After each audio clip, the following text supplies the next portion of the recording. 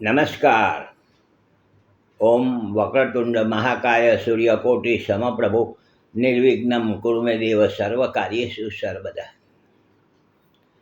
નરતા ગ્રહના શાંતિના સરળ ઉપાય. ગુરુ મહારાજ વિશે થોડી વાતો કરીએ છીએ. ગુરુ મહારાજ આપણા ગયા એપિસોડમાં જોયું કે જન્મકુંડલીમાં ગુરુ ગ્રહનું ખૂબ વિશેષ મહત્ત્વ ગણાયેલું છે.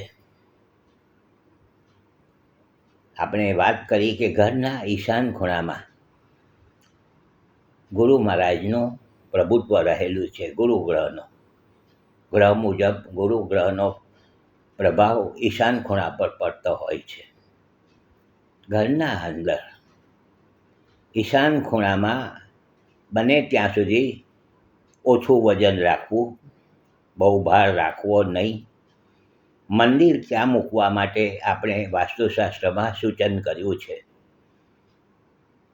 તો ઈશાન ખૂણામાં ભગવાનનું સ્થાપન એટલે કે ભગવાનનું મંદિર રાખીએ તો ગુરુ મહારાજનો આપણા ઉપર વિશેષ પ્રભાવ પડતો હોય છે.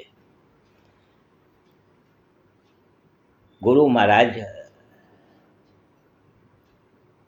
આપણે ઘરના ઈશાન ખૂણામાં ભગવાનનું પૂજન અર્ચન કરીએ એટલે ગુરુ મહારાજની આપણા ઉપર કૃપા રહેતી હોય છે. ઈશાન ખૂણાનું ખૂબ વિશેષ મહત્ત્વ ગણાયેલું છે વાસ્તુશાસ્ત્રમાં. એ વિષય થોડો અલગ છે, પરંતુ આપણે ગુરુ મહારાજની વાત કરીએ છીએ તો અંકશાસ્ત્ર મુજબ ગુરુ મહારાજનો અંક 3નો ગણાય છે. 3નો આંક ગુરુ મહારાજનો. જે લોકોનો 3જી તારીખે જન્મ થયો હોય, 12 તારીખે જન્મ થયો હોય, 21 તારીખે જન્મ થયો હોય, 30 તારીખે જન્મ થયો હોય, આવી વ્યક્તિઓના ગુરુ જેને કહેવાય કે ગુરુના પ્રભાવમાં જન્મ થયો, આ તારીખો ગુરુ મહારાજની ગણાય છે. તો હસ્તરેખામાં હાથની અંદર ગુરુ મહારાજ, આ જે આપણી પહેલી આંગળી છે તે ગુરુની આંગળી ગણાય છે. એને હસ્તરેખામાં તર્જની આંગળી ગણાય છે, તર્જની આંગળી. અને આ ગુરુનો પહાડ ગણાય છે. ગુરુ મહારાજનો પહાડ, ગુરુ ગ્રહ. આ ગુરુની આંગળી અને આ ગુરુનો પ્રભાવ અહીંયા, ગુરુ ગ્રહનો પ્રભાવ અહીંયાથી. તો આ હસ્તરેખા પ્રમાણે પણ આપણને ખ્યાલ આવી જતો હોય છે કે આપણો ગુરુ કેવો છે. આપણો ગુરુ બળવાન છે, દૂષિત થયો છે, તો આપણે એ રીતે પણ ઉપાય કરી શકીએ છીએ.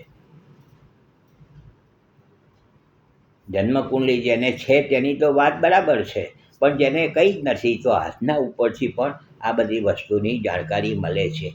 આપણા હાથની અંદર 9 ગ્રહ સમાયેલા છે. હાથની અંદર તો એના પરથી પણ ખ્યાલ આવે છે. પ્રશ્નકુંડલી મૂકીને પણ જોઈ શકાય છે. જ્યોતિષશાસ્ત્રમાં ઘણી બધી શાખાઓ છે, એના ઉપરથી આપણું ભવિષ્ય જાણી શકાય છે. કોઈને તારીખ જ નથી, જન્મ તારીખ પણ નથી, સમય પણ ખબર નથી, તો એવા લોકોને માટેના પણ બધા છે પ્રશ્ન, આ બધા ઉપાયો છે. એટલે કે જોઈ શકાય છે, જ્યોતિષનું ભવિષ્ય જાણી શકાય છે. જ્યોતિષશાસ્ત્ર ખૂબ ઊંડું છે, ખૂબ વ્યવસ્થિત જેને કહેવાય. આપણા ઋષિમુનિઓએ આ બધા શાસ્ત્રની રચના કરી છે. અને જે ગ્રહો બરાબર ના હોય એના ઉપાયો પણ સૂચવ્યા છે. અને એ ઉપાયો કરવાથી આપણા જે ગ્રહો બરાબર ના હોય, બરાબર ફળ ના આપતા હોય, તો એના ઉપાયો કરવાથી આપણામાં અશુભનું શુભમાં રૂપાંતર થાય છે. આ 100%ની વાત છે. પરંતુ ક્યારે કે જ્યારે આ બધી વસ્તુ આપણે વ્યવસ્થિત જાણીએ.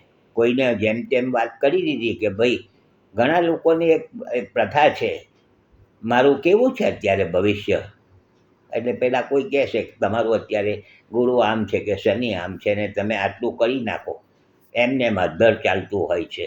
તો આ બધી અધ્ધર વાતો નથી, શાસ્ત્રોક્ત વાત છે. વ્યવસ્થિત જાણ્યા પછી આપણે એ રસ્તે આગળ જઈએ તો આપણું સારું થતું હોય છે, શુભ થતું હોય છે. 1 ને 1 2 જેવી વાત છે. કાલે પાછા મળીશું. જોડાયેલા રહેજો. ત્યાં સુધી હસમુખલાલ ઝવેરીના સૌને નમસ્કાર. જય શ્રી કૃષ્ણ. ઓમ નમઃ શિવાય.